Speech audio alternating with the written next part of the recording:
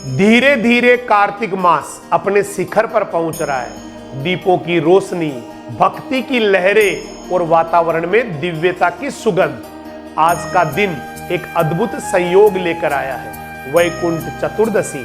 ये तिथि भगवान विष्णु और भगवान शिव दोनों के अद्भुत मिलन की प्रतीक है। कहा जाता है कार्तिक शुक्ल पक्ष की चतुर्दशी को भगवान विष्णु स्वयं कैलाश पर जाकर भगवान शिव की आराधना करते हैं। वह दिन जब सृष्टि के पालनहार विष्णु संहारक शिव को कमल के पुष्प चढ़ाते हैं और उसी क्षण वैकुंठ के द्वार खुल जाते हैं। इसलिए इसे कहा गया है वैकुंठ चतुर्दशी, यानी वह दिन जब मोक्ष का द्वार खुलता है, जब देवत्व एक दूसरे को प्रणाम करते हैं। कहते हैं इस दिन भगवान विष्णु ने कृष्ण का रूप लेकर 12 कमल चढ़ाए, लेकिन उनके पास 13वां कमल नहीं था। तब उन्होंने अपने हृदय से एक कमल निकाला और वह चढ़ाया महादेव के चरणों में।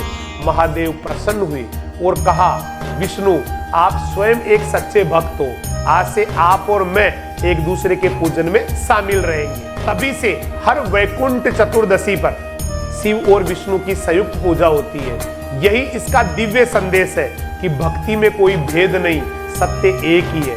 आज के दिन जो व्यक्ति शिव और विष्णु दोनों की पूजा करता है, वो जन्म मरण के बंधन से मुक्त होता है। वाराणसी में कहा जाता है कि स्वयं विष्णु इस दिन शिवलिंग पर पुष्प चढ़ाने आते हैं। गंगा तट पर दीपदान होता है और वातावरण गूंजता है हर हर महादेव और जय श्री विष्णु।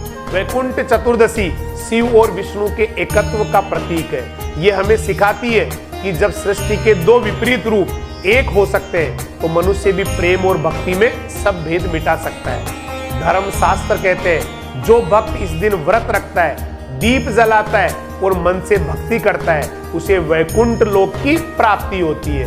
वैज्ञानिक दृष्टि से भी कार्तिक मास का ये समय सकारात्मक ऊर्जा का केंद्र होता है। सूर्य और चंद्रमा दोनों की स्थिति संतुलित होती है, जिससे मन और शरीर में आध्यात्मिक शक्ति बढ़ती है। इस दिन तुलसी और शिवलिंग दोनों की पूजा विशेष फलदायी मानी जाती है। यह संतुलन का दिन है, जहां भक्ति और ज्ञान, शक्ति और प्रेम, विष्णु और शिव सब एकाकार हो जाते हैं। तो आइए आज इस वैकुंठ चतुर्दशी पर हम भी अपने भीतर इस एकत्व को जगाएं, अपने अहंकार को छोड़े, अपने भीतर के अंधकार को मिटाए और कहे, हे हरि हे हर, मुझ में भी वह शुद्धता दो जो आपके संगम में है। क्योंकि जब मन में विष्णु की करुणा और हृदय में शिव की भक्ति होती है, तो जीवन वैकुंठ बन जाता है।